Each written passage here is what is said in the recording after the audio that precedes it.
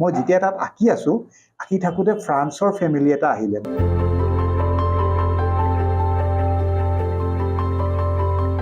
ইণ্ডিয়াৰ হয়, তাত আছিল।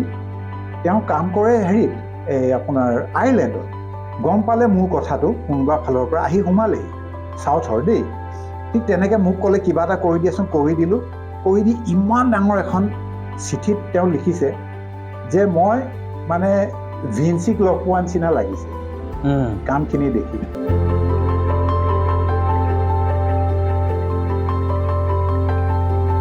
মই ডেফিনেটলি জনাইছিলোঁ।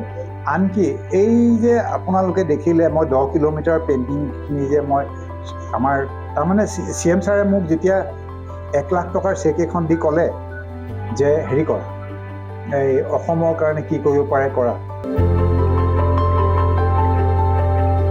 আমাৰ হেমন্ত বিশ্ব শৰ্মা ছাৰৰ কথালৈ কৈছে। মই ছাৰক কৈছিলোঁ যে ছাৰ আপুনি স্কুলবিলাকক যদি জনাই দিয়ে যে এই অনুষ্ঠানটোত মোক সহযোগিতা আগবঢ়াবলৈ ভাল হ'ব। তেওঁ 1 ছেকেণ্ডতে মোৰ সঁহাৰি জনাই তেওঁ ইন্সপেক্টৰ অফ স্কুলছলৈ লিখিছিলে দেই, যে প্ৰত্যেকখন স্কুলে অপুৰাজ বৰুৱাৰ অনুষ্ঠানটোত সহযোগ দিব লাগে। কিয় কেলে কি নাজানো, বহুত পলমকৈ গম পালোঁ যে সেই কাগজখন চাৰ্কুলেটেই নকৰিল।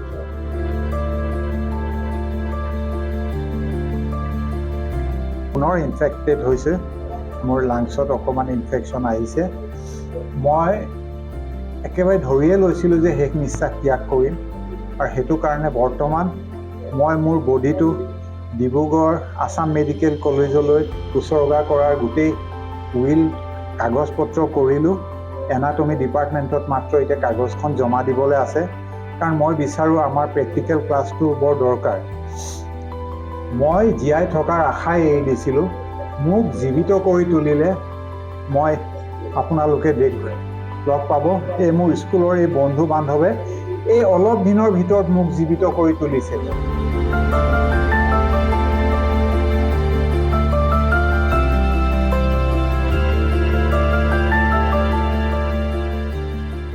যিটো কাৰণে মই মুখ ঠেকেচা খোৱাই নহয়, মই কাকো এতিয়া জবাবদিহি মানে উত্তৰ দিব নোৱাৰা এটা অৱস্থা। কাৰণ কেলৈ পেৰেণ্টছবিলাকে ফোন কৰে, বৰুৱা কিবা হ'ব নেকি, ষ্টুডেণ্টে মোক সোধ-পোছ কৰে, আৰু তেতিয়ালৈকে অলৰেডি ফেচবুকৰ পৰা আদি কৰি তাৰমানে অদ্ভুত ধৰণৰ মই অসন্মান। এদিনা মোৰ এই লগৰ আয়েজে মোক কৈছিল যে এদিন তোৰ ষ্টেটাছটো ইমান ওপৰত আছিল কিয়, কিন্তু মই কাক কেনেকৈ বুজাম।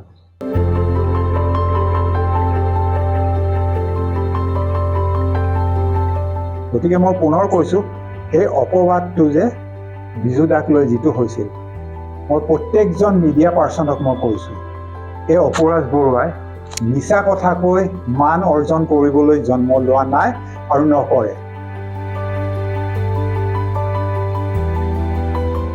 ঘৰলৈ খবৰ দিছোঁ, চবেই কান্দিছে। সেইটো আনন্দৰ চকুলো যিটো কয়। তেতিয়া মোৰ এই ল'ৰাটো a dream, just come here, Jan. Come here. Come here.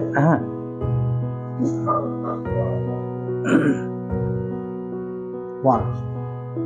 Move pala.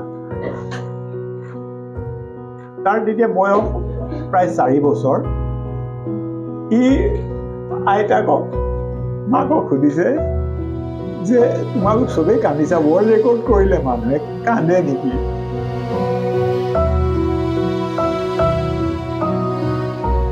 ইতিমধ্যে আমি প্ৰথম খণ্ডত অপুৰাজ বৰুৱাৰ জীৱনৰ বহু ঘাত প্ৰতিঘাত আপোনালোকৰ চকুৰ আগত দাঙি ধৰিছোঁ। এইজন অপুৰাজ বৰুৱাই অসমৰ বাবে বহু কৰিলে। লণ্ডনৰ গিনিজ বুক অৱ ৱৰ্ল্ড ৰেকৰ্ডছৰ খিতাপ আনি তেওঁ অসমক সমৃদ্ধ কৰি তুলিছিল, অসমীয়াৰ মান যশ ওপৰলৈ লৈ গৈছিল। কিন্তু এজন অপুৰাজ বৰুৱাক অসমৰ মানুহে কিয় পাহৰিলে, সেয়া আশ্চৰ্যকৰ বিষয়। তেওঁ অসমক বহুত দিলে আৰু দিবও। শেহতীয়াভাৱে নেশ্যন এনিৰ আগত অপুৰাজ বৰুৱাই ক'লে তেওঁৰ মৃত্যুৰ পিছত তেওঁৰ যিটো দেহ, সেই দেহটো অসম চিকিৎসা মহাবিদ্যালয়ৰ যিসকল ছাত্ৰ ছাত্ৰী আছে তেওঁলোকৰ গৱেষণাৰ বাবে দান কৰি থৈ যাব। এজন শিল্পীয়ে জীৱিত কালত জীৱন সংগ্ৰাম কৰে, পোৱা নোপোৱাৰ মাজেৰে তেওঁৰ জীৱনটো অতিবাহিত হয়, আৰু এটা পৰ্যায়ত তেওঁ স্বীকৃতি লাভ কৰে আৰু কেতিয়াবা নকৰে।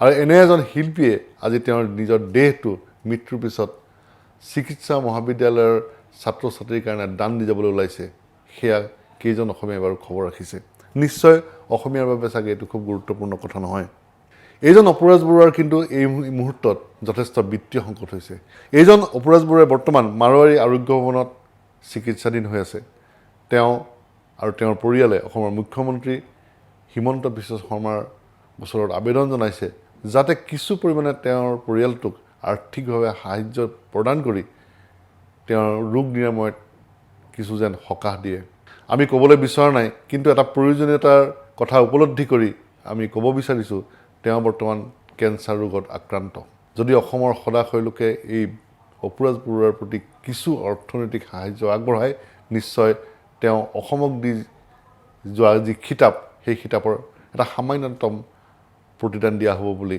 আমাৰ ধাৰণা মই বহুত সময়লৈকে জঠৰ হৈ আছোঁ এটা কাৰণে যে 60 ঘণ্টা মই একো নোখোৱাকৈ অকল ফ্ৰুট জুচ দেই আছাম এছ'চিয়েশ্যনে গোটেই মোৰ ফ্ল'ৰত মই YMCAৰ যিটো অডিটৰিয়াম হলত কৰিছিলোঁ তাৰ গোটেই ফ্ল'ৰত অকল ফ্ৰুট জুচ ফ্ৰান্সৰ ইটালী স্পেইনৰ যিমানবোৰ মানুহে যিমান যি গম পাইছে আহি মোক কয় আৰু আচৰিত কথা মই এতিয়াও কওঁ মই গৌৰৱেৰে কওঁ যে আমাৰ মানুহে পেইণ্টিঙক গুৰুত্ব নিদিয়ে হয় উই পিপুল আৰ কালচাৰ আমাৰ অসম বা ভাৰতীয় মানুহ সংস্কৃতিৰ ফালৰ পৰা কলা সংস্কৃতিত উচ্চ কিন্তু তাৰ প্ৰতিদান এটা দিয়াটো খুব দৰকাৰ এজন গায়কে যে অনুষ্ঠান কৰি পইচা লৈছে কিয় লৈছে সেই মানটো দিব লাগে আমি বিচাৰোঁ পৰিমাণ কিমান বেছি হৈছে কি কম হৈছে সেইটো তেওঁলোকে নিজে হেৰি কৰিব কিন্তু দিয়া দৰকাৰ কেলে তেওঁলোকো এজন শিল্পী হিচাপে নিজকে প্ৰতিষ্ঠা কৰিবলৈ মানে আৰ্থিক ষ্ট্ৰেংথটো লাগে যিহেতু তেওঁলোকৰ লগত আজি চন্দন পাঠকে যদি গান গায় উইদাউট ইনষ্ট্ৰুমেণ্ট নোৱাৰে সেই ইনষ্ট্ৰুমেণ্ট বজোৱা কিজনক তেওঁ সেই সুযোগ সুবিধা এইখিনি বস্তু দিব লাগিব ফৰ ডেট সেই অৰ্গেনাইজিং কমিটিয়ে তেওঁলোকক সুবিধা দিব লাগিব এইষাৰ কথা কোৱাৰ কাৰণ এটা আছে মই যেতিয়া তাত আঁকি থাকোঁতে ফ্ৰান্সৰ ফেমিলি এটা আহিলে মই আজি উলিয়াব পৰা নাই মোৰ ঘৰত থাকি গ'ল ইটো ফেমিলি এটা আহি মোক কৈছে কি just give me a small scratch এখন সৰু পেইণ্টিং এখন কৰি দিয়া মই তৎক্ষণাত কিবা এটা কৰি মানে স্ক্ৰেচ আৰ্ট আৰু এই ব্লেডেৰে যে কৰে মই কৰি দেখুৱাম বাৰু কৰি মই দেখুৱালোঁ দিয়াৰ পিছত মই এনেকৈ দিছোঁ নহয় আৰু ইন দ্য মিন টাইম মই এইবোৰ কামতো লাগি আছোঁ মোৰ নিজৰ কামত লাগি থাকোঁতে তেওঁলোকে এনভলপ এটা দিলে ইংলেণ্ডত হায়েষ্ট কাৰেঞ্চিটো হ'ল 20 পাউণ্ড আমাৰ ইয়াৰ নিচিনা 1000-2000-500 টকীয়া নোট তাত নাই বিশ্বাস কৰিব প্ৰায় 20খনমান 20 পাউণ্ডৰ নোট এনভলপ এটাত আছে এনেকৈ দিছে হ'ল what is it just have it we are tourist over here আমি টুৰিষ্টহে তাৰমানে নিয়মতে আপোনাক আমি আৰু দিব লাগে দেই মই অশ্ৰু বিয়পি গৈছিল কেলে জানে ইয়াত মই লণ্ডনত যাওঁতে এজন এক্সিকিউটিভ ইঞ্জিনিয়াৰে মোৰ পৰা এখন নহয় 3খন পেইণ্টিং ল'লে 3 দিন অফিচলৈ মাতিলে মোক অফিচৰ সন্মুখত থিয় কৰাই মই ফোন কৰোঁ বোলে অপু মই নাই নাহৰকটীয়ালৈ গ'লো মই বোলো আপোনাৰ গাড়ীখন দেখিছোঁ মই যামহে এতিয়া তুমি আজি নাহিবা কালিলৈ 3 দিন যোৱাৰ পিছত মই তেওঁ অফিচলৈ নগ'লোঁ এই অনুষ্ঠানটো চাই যদি তেওঁ নিজকে গম পায় যে মোৰ কথাই কৈছে মই নামেৰে নকওঁ দেই জানিব এতিয়াও যদি মই চকীডিঙিত লগ পাওঁ তেওঁ গাড়ী পিছফালে লুকায় মই কিন্তু তেওঁৰ ফালে নাচাওঁ মই দূৰৰ পৰাই গম পাওঁ যে তেওঁ পুতেকৰ কাৰণে 4-5খনমান ল'লে মোৰ ল'ৰাইও আঁকে নহয় অলপ ট্ৰায়েল ল'ব এইবোৰ মই পেপাৰ মই পইচা দি কিনো কিন্তু মই তেওঁক ফ্ৰীতে দিছিলোঁ কেলে জানে এতিয়া যেনেকৈ ফুকনদেও আপুনিয়ে মোৰ আপোন আমি গোটেইবোৰ আপোন এতিয়া কালিলৈ যদি এওঁলোকে মোক ছবি এখন আঁকিবলৈ দিয়ে I will not charge for it একদম ফ্ৰেংকলি মই তাৰ কাৰণে মই নলওঁ কিন্তু ঘটনাটো হ'ল কি সেই যে মোক দিছিল এজন ল'ৰা ইণ্ডিয়াৰ হয় তাত আছিল তেওঁ কাম কৰে হেৰিত এই আপোনাৰ আয়াৰলেণ্ডত গম পালে মোৰ কথাটো কোনোবা ফালৰ পৰা আহি সোমালেহি চাউথৰ দেই ঠিক তেনেকৈ মোক ক'লে কিবা এটা কৰি দিয়াচোন কৰি দিলোঁ কৰি দি ইমান ডাঙৰ এখন চিঠিত তেওঁ লিখিছে যে মই মানে ভিনচিক লগ পোৱা নিচিনা লাগিছে কামখিনি দেখি নামেৰে নকওঁ আৰু সেইবোৰতো আৰু মহান লোক আমি নোৱাৰিলোগে ভিনচিক লগ পোৱা যেন লাগিছে মই একদম সাধাৰণভাৱে তেওঁ সেই 20 পাউণ্ডৰ 2খন নে 3খন দি গৈছে মই ইয়ালৈ কিবা কাম এটাত আহিছিলোঁ, এইটো মই নলওঁ বুলি কওঁতেও তেওঁ মনা নাই। সেই যেতিয়া মই ৱৰ্ল্ড ৰেকৰ্ড কৰি ইয়ালৈ আহিছোঁ, ৰ'ব তাৰপিছত কিয় মোক ফোন কৰিলে আমাৰ অসমে যে সুধা কওকচোন, মই বোলো নহয় মই ৱৰ্ল্ড ৰেকৰ্ডটো স্থাপিত কৰিলোঁ দেই। মোৰ সেই চেঞ্চটো নাই যে মই মিডিয়া প্ৰত্যেকটো চেনেলক জনাব লাগে। তাৰ কাৰণে মই এতিয়াও ক্ষমা কৰিছোঁ। এতিয়া আমাৰ অসমৰ ফ্ৰণ্ট পেজত যেতিয়া নিউজটো আহিছে ডক্টৰ ৰাজেন গগৈ, সেইখন ৰাজেন গগৈৰ তাতে তোলা ফটো। ৰাজেন গগৈ তেতিয়া মোক ফোন কৰিছে, আমাৰ আই স্পেচিয়েলিষ্ট, বৰ্তমান ৰেজিষ্টাৰ নেকি তেওঁ, যে হেৰি অপু ৰেকৰ্ড হ'ল ন, এনেকৈ নাই খুব ভাল লাগিছে এনেকৈ তেনেকৈ। সি পেজ নিয়ে লয়, কাৰণ আমি পল্টন বজাৰৰে মানুহ। তাৰপিছত বিভিন্ন চেনেলৰ পৰা খবৰ আহিছে বা প্ৰচাৰ হ'ল। প্ৰত্যেকৰ এটাই কথা, ইমান ডাঙৰ কাম এটাত যাওঁতে কিয় আমাক জনাই থৈ নগ'ল যে এনেকুৱা কাম এটাত গৈছে। তেতিয়া মই ক'লোঁ মোৰ বস্তুটো একদম এক্সপেৰিমেণ্টেল আছিলে। সেই এক্সপেৰিমেণ্টেল কাম এটাত যাওঁতে যদি মই বিফল হওঁ বেয়া হ'ব, গতিকে মই আপোনালোকক নজনাই আহিলোঁ। কিন্তু তাৰপিছত মই বহুত আদৰ বহুত মান পালোঁ। এটা চেনেলৰ, মই নাম নকওঁ, তেওঁ এদিন কৈছিল যে অপুৰাজ বৰুৱাক অসমৰ লিঅ'নাৰ্ডো ভিঞ্চি বুলি নামাকৰণ কৰা হৈছে, কিন্তু তেওঁক যথাচিত, মানে সেই সময়ত কংগ্ৰেছ গভৰ্ণমেণ্ট আছিল দেই, যথাচিত তেওঁক অপৰচুনিটি কিয় দিয়া হোৱা নাই টু মুভ আপ। সময়ত আপোনাক সন্মানটো নজনালে, মানে কিয় কিয় সেই মান কিয় হেৰি দিয়া নাই। আপুনি বিশ্বাস কৰিব, 26 জানুৱাৰীৰ এই আমাৰ চকিডিঙি ফিল্ডত যে অনুষ্ঠান হয়, তেতিয়া পৃথিৱী মাজী মিনিষ্টাৰ আছিলে, চবকে সন্মান জনাই নাই, কোনো কথা নাই।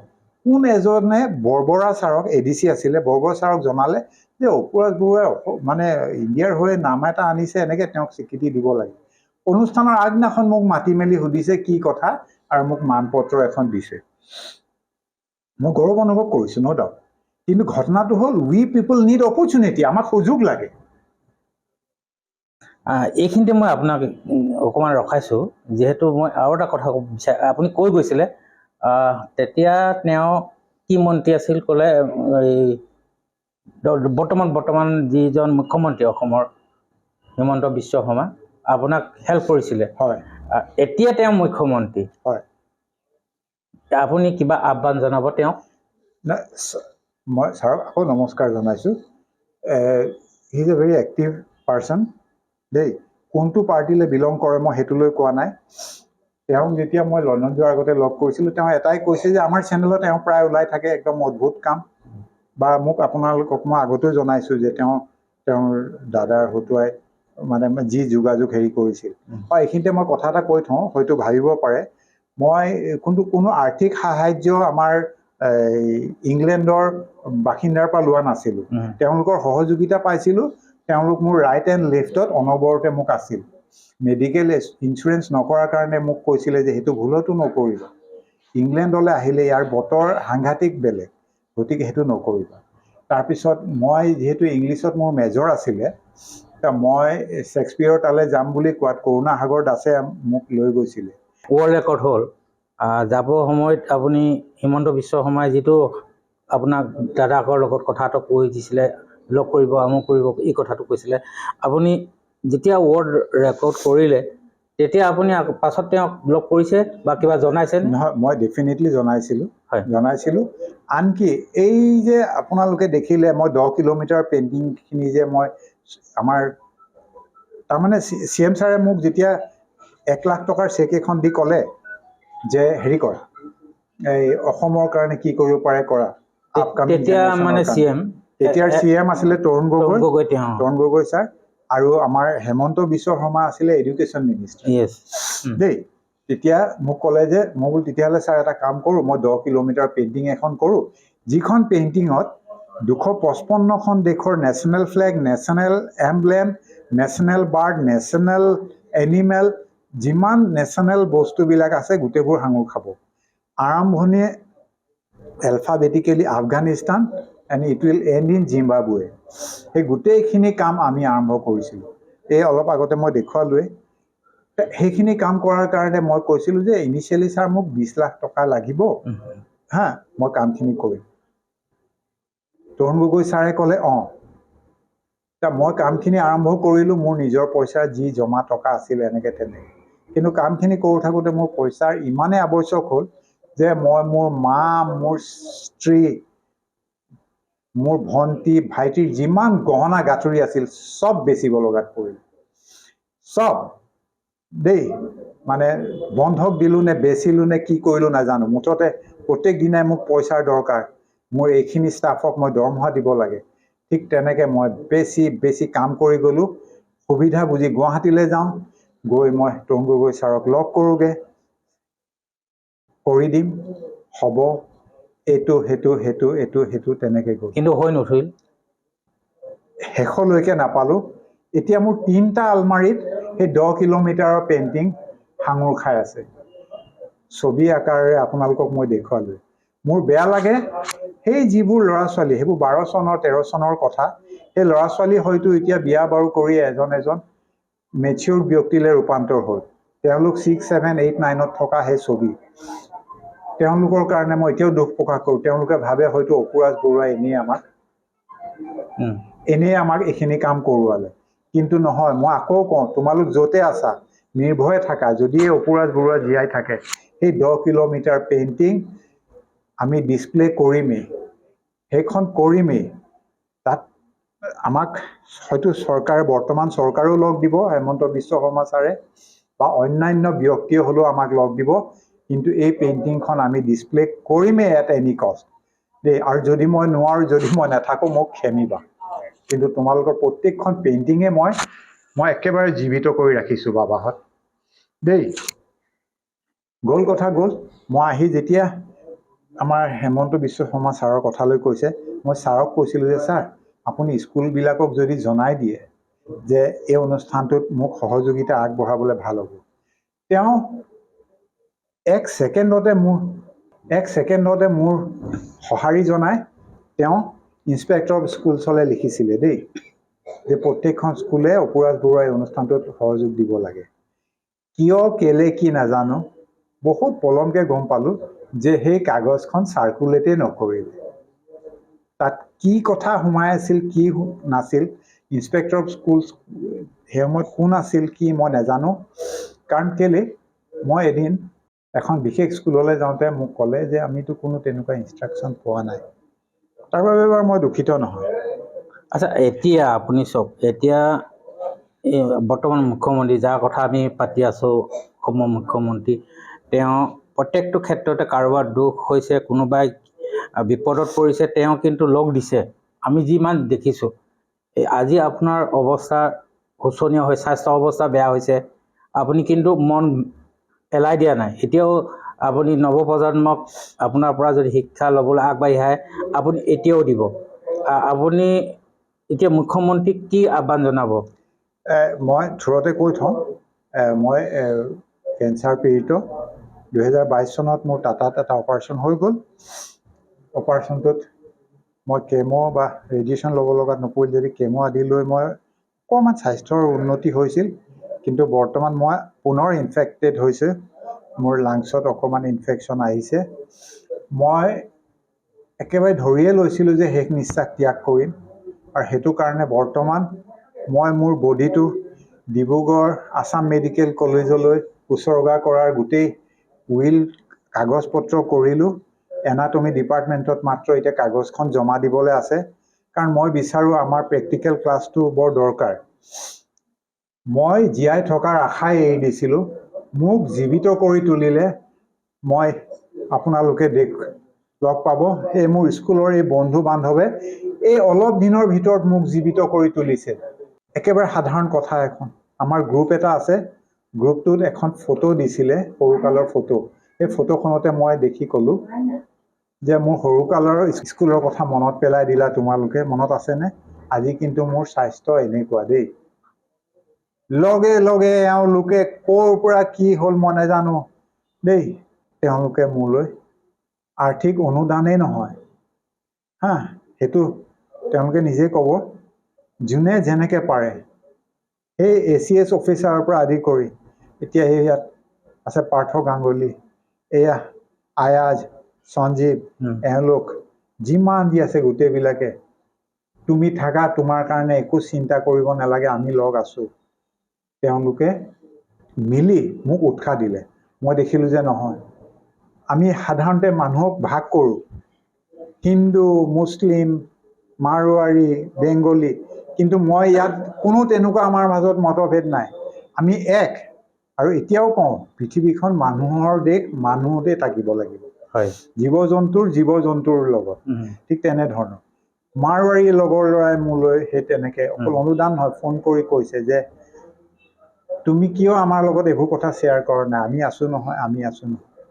আৰু যি হওক নহওক, মোক সেই যে টকা পইচা দিছে সেইটোৱে মোৰ ষ্ট্ৰেংথ বুলি মই নকওঁ, কিন্তু তেওঁলোকে মোক যিটো মনোবল ভিতৰত ভৰাই দিলে, আৰু আচ্ছা, আপোনালোকে যিটো দিছে, সেই মনোবলটো যদি অসম চৰকাৰে, বৰ্তমান অসম চৰকাৰে আপোনাক দিয়ে, আমি টকা পইচাৰ কথাটো ক'বলৈ যোৱা নাই, যিহেতু আপুনি আমি জনাত আপুনি বিহু পাছতে, হয়তো বিহু আগে পাছে আপুনি আকৌ বাহিৰলৈ যাব আপোনাৰ স্বাস্থ্য পৰীক্ষা কৰিবৰ কাৰণে, ট্ৰিটমেণ্টৰ কাৰণে আকৌ যাব। গতিকে এইখিনিত যদি অলপমান চৰকাৰে, অসমৰ মুখ্যমন্ত্ৰী হিমন্ত বিশ্ব শৰ্মা ডাঙৰীয়াই এইজন বিশিষ্ট ব্যক্তি, যিজন ব্যক্তিয়ে বিশ্ব ৰেকৰ্ড কৰিছিলে চিত্ৰ অংকন কৰি, চিত্ৰশিল্পী এখেত, আমি আশা কৰিছোঁ আপুনি এখেতক কাৰণে অকণমান চাওক। এখেতে নৱপ্ৰজন্মৰ ভৱিষ্যতৰ বাটকটীয়া। এখেতে যি অসাধাৰণ চিত্ৰশিল্পৰ জৰিয়তে Guinness book of world record কৰিলে, সেই ৰেকৰ্ড যাতে আৰু 10জনে নাই 100জনো কৰক, আমি তাকে আশা কৰিছোঁ। আপুনি এখেতৰ কাৰণে অকণমান চিন্তা কৰক মুখ্যমন্ত্ৰী মহোদয়। আমি আমাৰ চেনেলৰ জৰিয়তে আপোনাক আহ্বান জনাইছোঁ। আৰু আপোনাক এটা কথাই জানিব বিচাৰোঁ, যিহেতু আৰু এটা কথা, আপোনাৰ এই যিসকলৰ কথা ক'লে, আজি এই বন্ধুসকল আপোনাৰ ওচৰত আহিছে, কিন্তু আপোনাৰ মনোবল ভাঙি দিয়াও কিছু লোক আছিল নেকি? নাম ক'ব নালাগে। নাই, মই নাম নকওঁ, সাংঘাতিকভাৱে আছিল। এতিয়া মই থকা কেইজনমানৰ নাম যদি এতিয়া উল্লেখ নকৰোঁ বেয়া কথা হ'ব। যেনে আমাৰ সকলোৱে পৰিচিত আলফা চালফা বুলি পৰিগণিত কৰাটো মই নিবিচাৰোঁ। হয়, সৌৰভ গগৈ, ভাইদা বুলি কয়। ভাইদাৰ ওচৰলৈ মই যেতিয়া গৈছিলোঁ যে ভাইদা মই লণ্ডনলৈ যাম, এনেকৈ মোৰ পৰা লগে লগে 3খন পেইণ্টিং লৈ মোক কৈছে, কিমান দিম?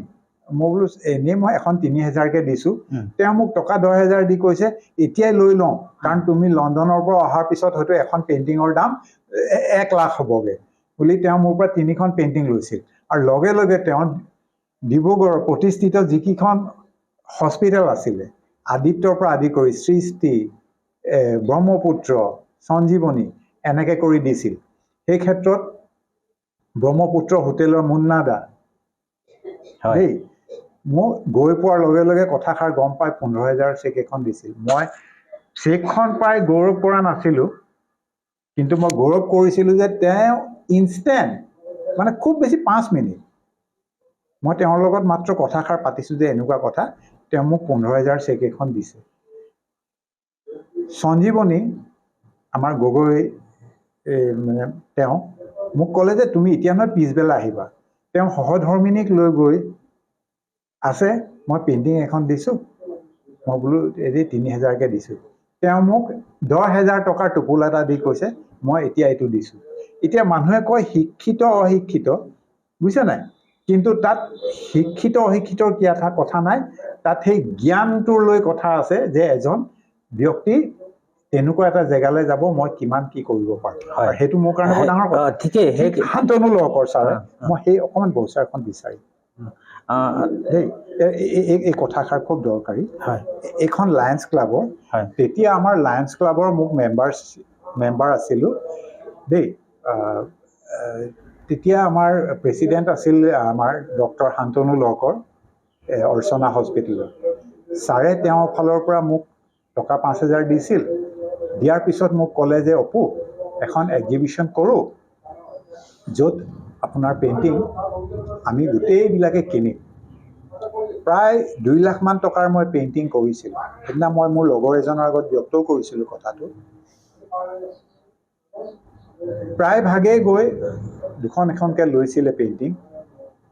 কিন্তু বহুত পেইণ্টিং মোৰ নষ্ট হ'ল আৰু সেই পেইণ্টিংবোৰ পিছত মই ডক্টৰ ভূপেন হাজৰিকাৰ মোৰ এখন অনুষ্ঠান উদ্বোধন কৰিছিলে কল্পনা লাজমীৰ লগত দেই সেই অনুষ্ঠানত মই প্ৰদৰ্শিত কৰিছিলোঁ আৰু তেতিয়া সেই পেইণ্টিংখিনি মই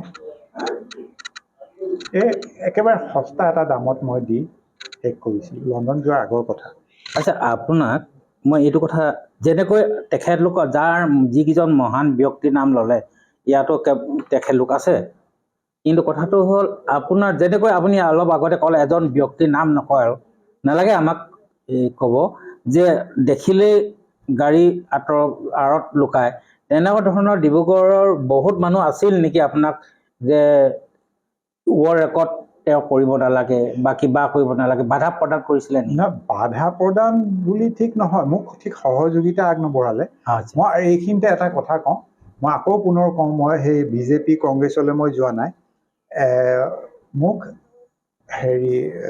এজন ঠিক হেমন্ত বিশ্ব শৰ্মা যি ধৰণে প্ৰতিষ্ঠিত এজন মন্ত্ৰী সেই সময়ত শিক্ষামন্ত্ৰী ঠিক তেনেকুৱা মন্ত্ৰী এজনৰ ওচৰলৈ মোক এজন মানুহে লৈ গৈছিল লৈ যাওঁতে মই লিটাৰ পেডত মই ফৰ্মেলি মই কৈছিলোঁ মই চান্দা বিচৰা নাছিলোঁ লিটাৰ পেডত লিখা আছিল মই কি কেনেকৈ কৰিব গৈছোঁ তেওঁ মোৰ নামটোলৈ চাই লৈ মোক ক'লে যে মই কি কৰিব লাগে মই বোলো ছাৰ এনেকুৱা কথা মই পেইণ্টিঙো দিম আপোনাক মোক অলপ ফাইনেন্সিয়েল ছাপৰ্ট এটা দিয়ক কেলৈ দিম বুলি মোক ক'লে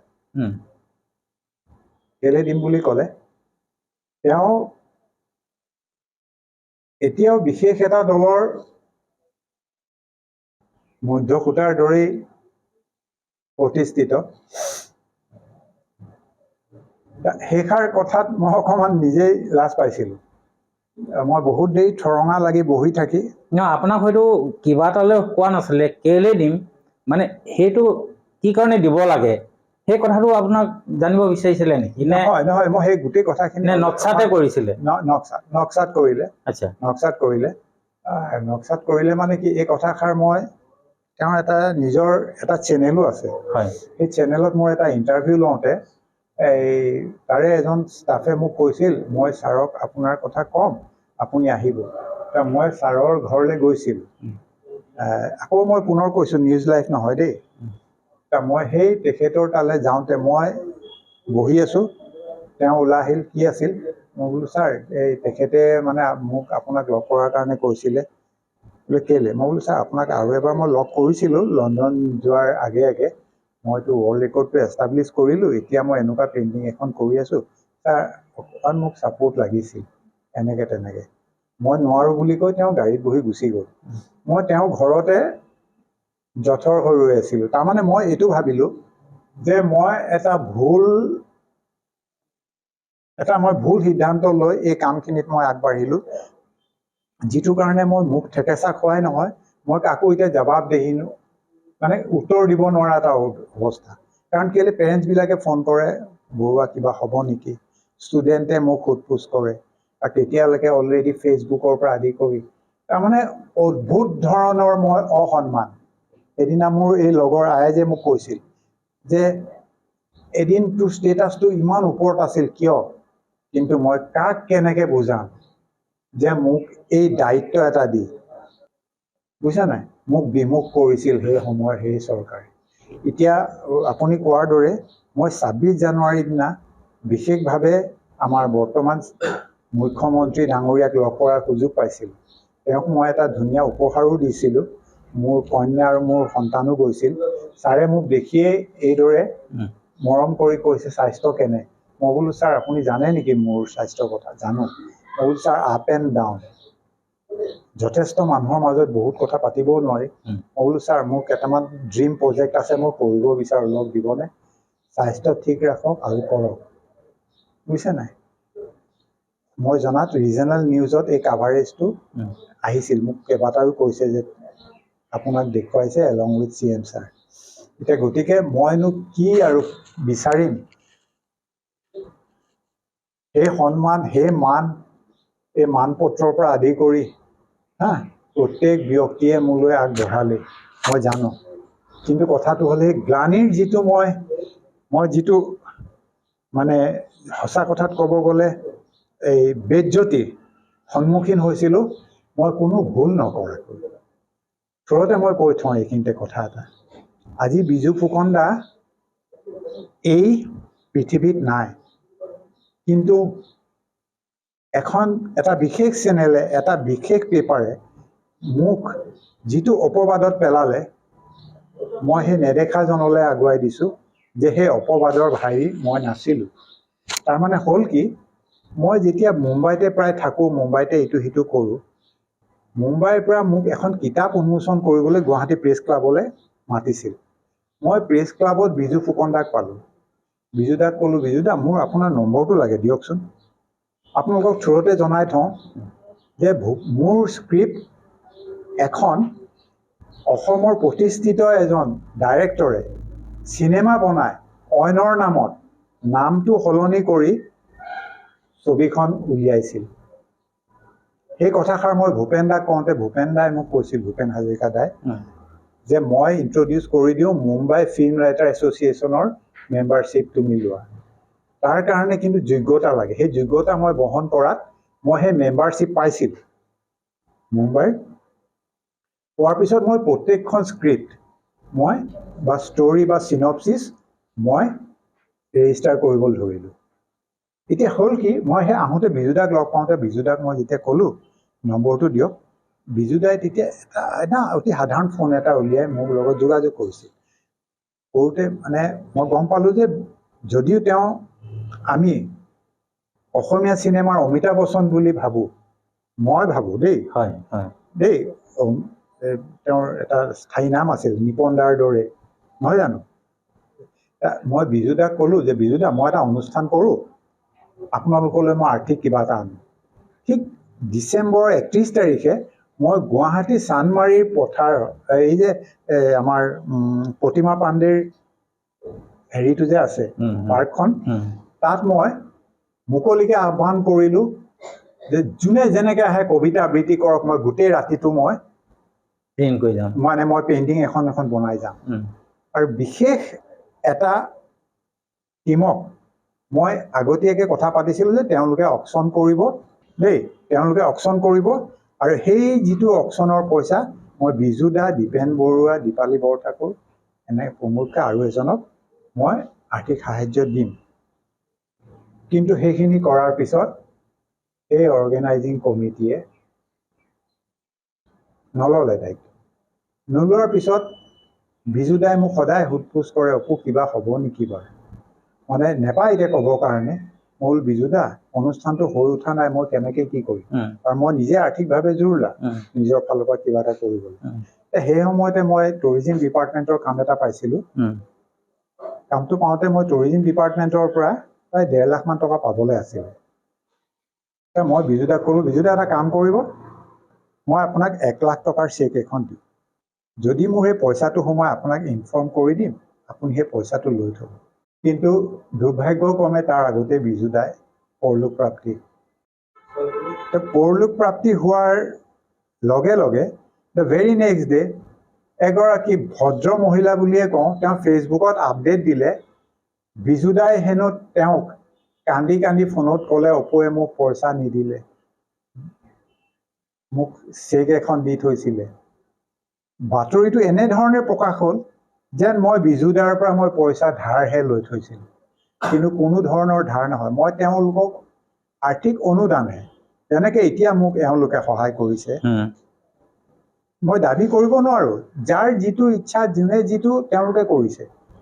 ঠিক সেই যে ফেচবুকৰ আপডেটটো, সেইটো সুযোগ লৈ সেই অৰ্গেনাইজিং কমিটিয়ে কি কৰিবলৈ ধৰিলে, নিউজ কৰি দিলে দেই, যে অপুৰাজ বৰুৱাই বিজু ফুকনক বুজিছে এখন বাউন্স চেক এখন দিলে।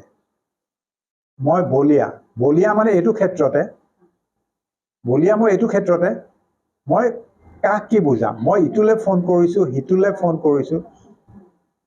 ঠিক সেই যে ফেচবুকৰ আপডেটত তাত ইংলিছ ডিপাৰ্টমেণ্টৰ লেকচাৰাৰ এগৰাকীয়ে লিখিছিলে যে এইটো এটা অপচেষ্টা, এজন শিল্পীৰ মৃত্যুত আন এজন শিল্পীক মাৰিবলৈ লোৱা চেষ্টা। আপুনি বুজিছে নহয়? বুজিছোঁ। তাৰপিছত মই বিজুদাৰ পৰিয়ালৰ লগত যোগাযোগ কৰিলোঁ। কোনো ধৰণৰ চেক তেওঁলোকে জমা দিয়াই নাছিল। কাৰণ কেলে মই তেওঁৰ পৰা ধাৰ লোৱা নহয়, মই তেওঁক এটা হেল্প কৰিব বিচাৰিছোঁ। আজি এতিয়া মই কালিলৈ মুম্বাইলৈ যাম, ফুকন দা আপুনি মোক মৰমতে ক'লে যে এটা কথা, মোৰ হাতত এতিয়া নাই, মই আপোনাক চেক এখন দি থৈছোঁ, আপুনি মুম্বাই যোৱাৰ সময়ত যদি পাৰে মই আপোনাক এইখিনি হেৰি কৰিম। কিন্তু সেই মুম্বাই যোৱাৰ আগতে যেনিবা মই এই সংসাৰ ত্যাগ কৰোঁ, এই চেকখন লৈ যদি আপুনি চৰ্চিত হয়, সেইটোত মই লজ্জিত নে আপুনি লজ্জিত? হয়, বুজিছে? গতিকে মই পুনৰ কৈছোঁ, ৰাইজ, মই কোনো ধৰণৰ ধাৰ ঋণ মই বিজুদাৰ পৰা লোৱা নাছিলোঁ। মই সেই অনুষ্ঠানটো কৰিবলৈ 2 লাখ টকা ইণ্টাৰেষ্টত মই টকা লৈছিলোঁ, আৰু সেই টকা মোৰ পৰিয়ালৰ মানুহে ব্যক্তিগতভাৱে সোধাইছিল।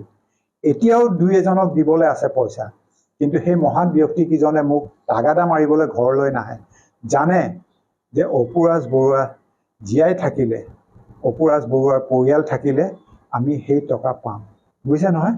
গতিকে মই পুনৰ কৈছোঁ, সেই অপবাদটো যে বিজুদাক লৈ যিটো হৈছিল, মই প্ৰত্যেকজন মিডিয়া পাৰ্চনক মই কৈছোঁ, এই অপুৰাজ বৰুৱাই মিছা কথা কৈ মান অৰ্জন কৰিবলৈ জন্ম লোৱা নাই আৰু নকৰে। হা দেই, মই ৱৰ্ল্ড ৰেকৰ্ড কৰি অহাৰ পিছত মই চাইকেল মাৰি বজাৰ কৰোঁ। মোক মোৰ লগৰ কেইজনমানে কয়, ধেইত তই লণ্ডনৰ পৰা অহা মানুহটো এনেকৈ কেলে আহ? তেতিয়া মই কৈছিলোঁ যে মই লণ্ডনৰ প্ৰাইম মিনিষ্টাৰক দেখিছিলোঁ চাইকেল লৈ বজাৰ কৰা। গতিকে সেই তুলনাত মইনো কি দেই।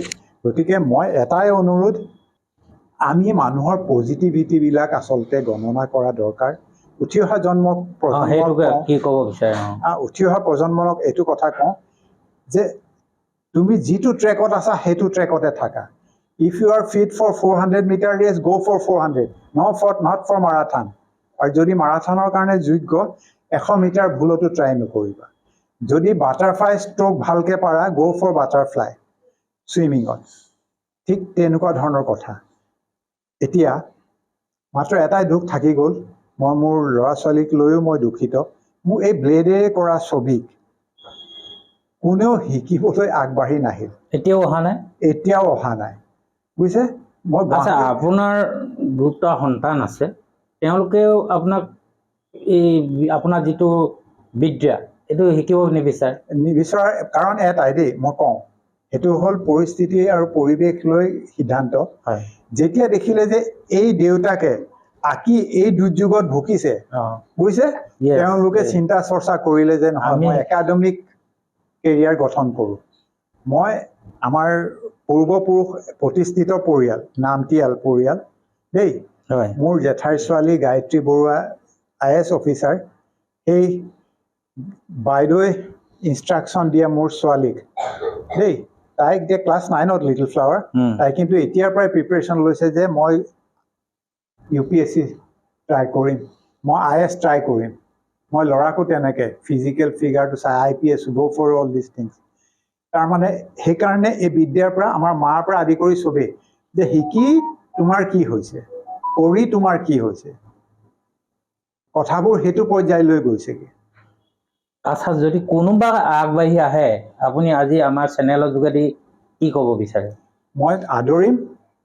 মই বিনিময়ত মোক সাংঘাতিক ধন নালাগে, কিন্তু বহুতৰ মুখেদি মই শুনিছোঁ যে অপু, তুমি যোৱাৰ আগতে এই বিদ্যা দি থৈ যোৱা। আজি মাজুলীখন কিয় গোটেই পৃথিৱীৰ ভিতৰতে চৰ্চিত? কাৰণ তাত যিটো, আমাৰ চন্দনে জানিব কথাটো, তাত যিটো মুখা হয় নহয় বাৰু, মুখা বনোৱাৰ পৰা আদি কৰি চবেই জানো, হয়নে নহয়? ঠিক প্ৰতিষ্ঠিত এটা, হয় নাই বাৰু? এজ এ নেচাৰেল আইলেণ্ড, সেইটো বেলেগ কথা। ঠিক তেনেকে এই আৰ্ট ফৰ্মটো যদি লৈ থ'ব পাৰে ভাল হ'ব। এতিয়া ব্ৰমাইড স্ক্ৰেচ আৰ্ট বুলি যদি আপুনি গুগলতো চাৰ্চ কৰে, you will get me only. কাৰণ কোনো নকৰে। আৰু এইখিনিতে মই কথা এটা কওঁ, মোৰ লগৰ বন্ধুসকলে 2 এষাৰ নিশ্চয় ক'ব। মই আমাৰ ইয়ালৈ, আমাৰ চন্দন পাঠক এজন বিশিষ্ট গায়ক শিল্পী দেই, আজি মোক মৰম আদৰ কৰিবলৈ হা আহিছে। মই ৰিকুৱেষ্ট কৰিছিলোঁ যে তুমি ভূপেন হাজৰিকাদাৰ ধুনীয়া গান এটা গাবা, মোক 1 ছেকেণ্ড সময় নোলোৱাকৈ টেলিফোনত ক'লে যে মই মানুহে মানুহৰ বাবেতো গাম।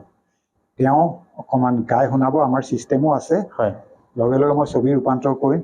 এয়া আয়াজ আহমেদ দেই, তেখেত হ'ল আমাৰ HM ৰিচৰ্টৰ স্বত্বাধিকাৰ। তেওঁ ৰফি কিশোৰ কুমাৰৰ পৰা আদি কৰি দেই, প্ৰফেশ্যনেল নহয় যদিও হি হেজ ডেট ষ্ট্ৰেংথ। তেওঁৰ মতে এটা গান গাব, মই তাকো ছবিলৈ ৰূপান্তৰ কৰি দিম। দ্বিতীয়তে আমাৰ পৱন সঞ্জীৱ, এখেত ৰক্তিমৰ পৰা আদি কৰি এখেতসকলেও যি কয় দেই, মই আপোনালোকক কৰি দেখুৱাম। আৰু দ্বিতীয়তে এটা কথা কওঁ, মানুহৰ জীৱ শ্ৰেষ্ঠ তেতিয়ালৈকে শ্ৰেষ্ঠ যেতিয়ালৈকে শ্ৰেষ্ঠতাৰ প্ৰমাণ দিব পাৰি।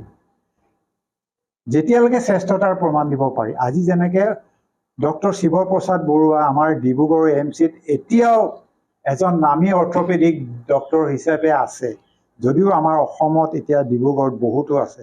এইটো কাৰণে আছে, তেওঁ সেই সময়ৰ নহয় যে এজন বিশিষ্ট মানে অৰ্থপেডিক আছিল।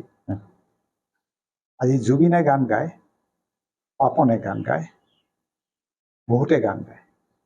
ভূপেন দাই এটা নিজৰ চিনাকি দি গৈছে, যিটো চিনাকি চিৰজীৱন থাকিব, নহয় জানো? দীপালী বৰঠাকুৰে এটা সময় গান গালে, তাৰপিছত নোৱাৰিলে, থাকি গ'ল। নীলপৱন বৰুৱা থাকি গ'ল। গতিকে জীৱৰ শ্ৰেষ্ঠ মানুহ তেতিয়াই যেতিয়া শ্ৰেষ্ঠতাৰ প্ৰমাণ দিব পাৰে। আৰু আমি তাতকৈ বেছি ওপৰলৈ যাবলৈ একো চেষ্টা কৰা নাই, এতিয়াও নকৰোঁ। হয়, আমাৰো সময় হৈ আহিছে, আমি অনুষ্ঠান সামৰিম। সামৰাৰ আগতে আমি শিল্পী চন্দন পাঠক আছে, আৰু তেখেতে আৰু দুজনমান তেওঁৰ সতীৰ্থ আহিছে, আমাৰ অপু বৰুৱাৰ সতীৰ্থ আহিছে, তেওঁলোকৰ পৰা আমি ভাষ্য ল'বলৈ চেষ্টা কৰিম। গতিকে আপোনাৰ সুস্বাস্থ্য পুনৰ কামনা কৰিছোঁ। আমিতো সৰুৰ পৰাই ডন বস্কোত লগতে পঢ়িছোঁ, আৰু আমাৰ একে মানে প্ৰথম যাতে সিও আছিলে ময়ো আছিলোঁ, আমি লগতে যাওঁ, স্কুল লগতে যাওঁ, চাইকেলত লাঞ্চ হ'লে আমি আকৌ ডন বস্কোৰ পৰা এই থানা চাৰিআলি আহোঁ, চাইকেল মাৰি কিনে পুৰি চব্জি খাবৰ কাৰণে, আকৌ তাৰ পৰা যাওঁ, আমাৰ তাক বহাই লৈ আহোঁ। সেই তেনেকৈ লাইফত মানে সৰুৰ পৰাই মানে চিনাকি আৰু গুড হাৰ্টেড মেন। ইংলেণ্ড যাওঁতে আপুনি হেল্প কৰিছিলে নেকি তেখেতক? মই সময়ত ইণ্ডিয়াত নাছিলোঁ, মই বাহিৰত আছিলোঁ। মই পাছত গম পালোঁ, এই মাজত 20 years মানে কোনো আমাৰ নাছিলে। তাৰ আগৰলৈকে লগ পাইছিলোঁ, সিও নিজৰ কামত, ময়ো নিজৰ কামত, তেনেকুৱা। অপুৰাজ বৰুৱা ডিব্ৰুগড়ৰে নহয়, তেখেত অসমৰ এগৰাকী অতিকৈ মহান চিত্ৰশিল্পী, আৰু তেখেতৰ যিটো প্ৰতিভাৰ যিটো স্বাক্ষৰ, সেইটোতো ইতিমধ্যে তেওঁ দাঙি ধৰিছে। গিনিজ বুক অফ ৰেকৰ্ডছত তেখেতৰ চিত্ৰ অংকন কৰি তেখেতে যিটো ৰেকৰ্ড কৰিলে, সেই ৰেকৰ্ডে গোটেই অসমবাসীক আচলতে গৌৰৱান্বিত কৰিছে। গতিকে আমি আশা কৰিম তেখেতৰ যিটো প্ৰতিভা, সেই প্ৰতিভা আৰু বিকশিত হওক, তেখেতৰ সুস্বাস্থ্যৰ অধিকাৰী হয়, তেখেতে এই কামত আৰু আত্মনিয়োগ কৰি আৰু সুনাম আৰু সুখ্যাতি অসমলৈ কঢ়িয়াই আনক। তেখেত এগৰাকী ইমান এগৰাকী মানে অসমীয়াৰ গৌৰৱ, অসমীয়াৰ গৌৰৱ আচলতে। আৰু তেখেতে যিটো ছিষ্টেমত তেখেতে যিটো অংকন কৰে, সেইটো অসমৰ কোনো মানুহে আচলতে কৰিব নোৱাৰে, ব্লেডেৰে অংকন কৰে তেখেতে। এইটো এটা বিৰল প্ৰতিভা, বিৰল। গতিকে এনে এজন বিৰল প্ৰতিভাৰ অধিকাৰী এজন ব্যক্তিক, যিজন ব্যক্তিয়ে 2011 চনতে গিনিজ বুকৰ ৰেকৰ্ডছত চিত্ৰৰ দ্বাৰা তেখেতে নাম কৰি আনিছিলে, আজিৰ তাৰিখত তেখেত কিছু অসুস্থ হৈ আছে। গতিকে আমি আহ্বান কৰিম অসম চৰকাৰে তেখেতৰ যি স্বাস্থ্যৰ যিটো অৱনতি ঘটিছে, তেখেতক স্বাস্থ্যৰ অকণমান যদি যত্ন লয়, তেখেতক অলপ চিকিৎসা ব্যৱস্থা যদি কৰি দিয়ে, অলপ সহায় কৰে, নিশ্চয় পৰিয়ালটো অলপ সকাহ পাব। সহযোগ মানে যিখিনি তেওঁ কৰিব লাগে তেওঁ নিজে কৰি গৈছিলে, মই যিমানখিনি পাৰোঁ আৰু হেৰিখিনি কৰি গৈছোঁ, আৰু সহায় কৰি গৈছোঁ মোক কৰিবলগীয়াখিনি। তাৰপিছতে এতিয়া মানে স্বাস্থ্যটো মানে বহুতখিনি বেয়া হৈ গৈছে।